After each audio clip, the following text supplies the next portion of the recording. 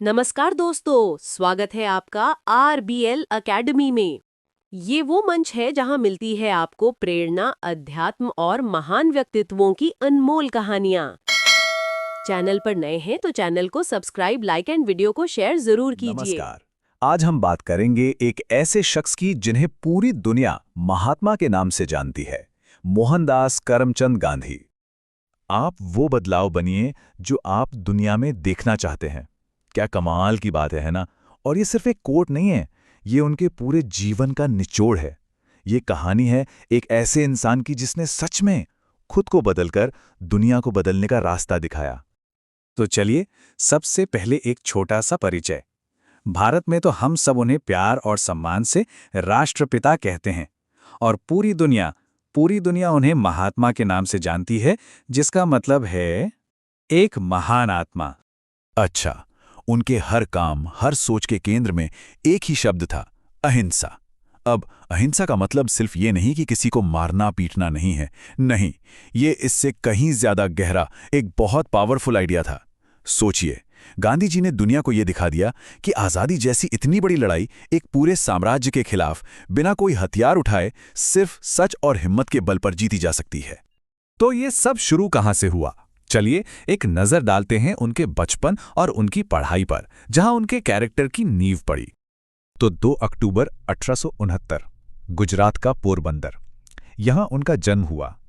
कहते हैं उनकी मां ने ही उनमें ईमानदारी और सादगी जैसे गुण भरे। फिर वो कानून की पढ़ाई के लिए इंग्लैंड गए, बैरिस्टर भी बने। लेकिन किस्मत को तो कुछ और ही मंजूर था, उनकी असली पहचान अभी बननी बाकी थी। और फिर साल आया 1893। उनके जीवन में एक ऐसा मोड़ आया, एक ऐसा चैप्टर शुरू हुआ जिसने उनकी पूरी जिंदगी की दिशा ही बदल दी। ये था उनका दक्षिण अफ्रीका का अनुभव। यहां दक्षिण अफ्रीका में पहली बार उन्हें एहसास हुआ कि नस्ली भेदभाव क्या होता है। मतलब ये एक ऐसा अनुभव था जिसने उस नौजवान बैरिस्टर को अंदर तक हिलाकर रख दिया, और इसी अनुभव ने, कह सकते हैं, उनके भविष्य का रास्ता भी तय कर दिया। सवाल ये उठता है कि अन्याय की एक घटना किसी की जिंदगी का मिशन कैसे बन सकती है? इसकी शुरुआत हुई एक बेहद अपमानजनक इंसिडेंट से। सोचिए, किसी के पास फर्स्ट क्लास का टिकट हो और फिर भी सिर्फ इसलिए कि उनका रंग अलग है, उन्हें चलती ट्रेन से धक्का देकर बाहर निकाल दिया जाए। बस वही एक रात, वो एक घटना टर्निंग पॉइंट बन गई। उस रात उन्होंने गुस्से या बदले के बारे में नहीं सोचा, बल्कि एक नए संकल्प के साथ इस अन्याय से लड़ने का फैसला किया। और यहीं जन्म हुआ सत्याग्रह का, मतलब सत्य की शक्ति से लड़ने का एक बिल्कुल नया तरीका। तो सत्याग्रह का ये नया हथियार लेकर साल 1915 में गांधी जी भारत वापस आए, और उनका मकसद साफ था, देश को ब्रिटिश राज से आजाद कराने की लड़ाई को लीड करना। भारत आते ही उन्होंने सत्याग्रह को एक नेशनल वेपन बना दिया। एक के बाद एक आंदोलन, चंपारण में किसानों के हक की लड़ाई हो, या फिर 1920 का असहयोग आंदोलन, जिसमें पूरे देश से ब्रिटिश संस्थानों का बहिष्कार करने को कहा गया। फिर 1930 का ऐतिहासिक दांडी मार्च, और आखिर में 1942 का भारत छोड़ो आंदोलन। उनका हर एक कदम, हर एक अहिंसक कदम देश को आजादी के और करीब ले जा रहा था। इन सब में दांडी मार्च की बात ही कुछ और थी। सोचिए, अंग्रेजों ने नमक जैसी मामूली चीज पर टैक्स लगा दिया था, तो इसके विरोध में गांधी जी ने क्या किया? उन्होंने समुद्र तक 390 किलोमीटर पैदल चलने का फैसला किया, ताकि वो खुद नमक बनाकर उस गलत कानून को तोड़ सकें। कितना सिंपल पर कितना पावरफुल आइडिया था। और ये कोई आसान सफर नहीं था, बिल्कुल भी नहीं।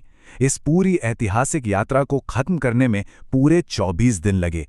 ये सिर्फ एक वॉक नहीं थी, ये तो धैर्य का, हिम्मत का और अहिंसक विरोध का एक जीता जागता सबूत था, जिसे पूरी दुनिया देख रही थी। और जानते हैं, जब ये यात्रा शुरू हुई तो उनके साथ सिर्फ 78 लोग थे, सिर्फ 78। लेकिन जैसे जैसे वो आगे बढ़ते गए, लोग जुड़ते गए, हजारों, फिर लाखों लोग। जब तक वो दांडी के किनारे पहुंचे, ये एक इंसान का नहीं, बल्कि पूरे देश का आंदोलन बन चुका था। यही तो थी उनके लीडरशिप की असली ताकत। तो ये तो थे उनके काम, उनके आंदोलन, पर इन सबके पीछे की सोच क्या थी?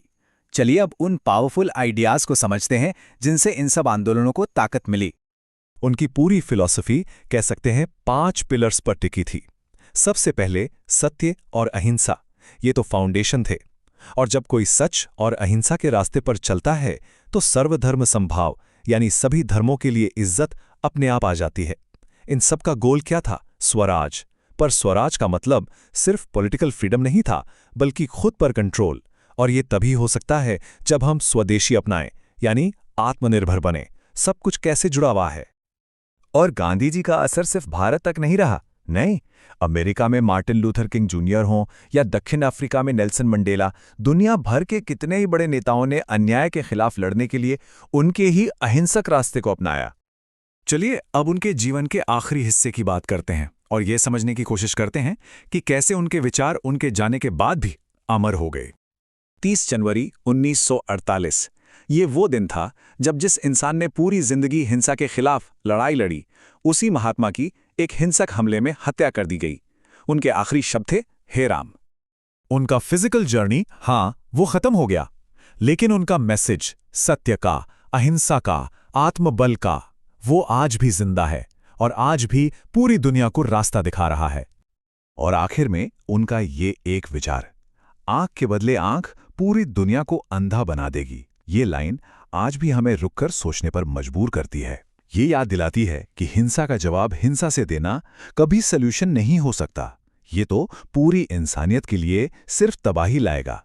अगर आपको ये वीडियो पसंद आया हो तो लाइक,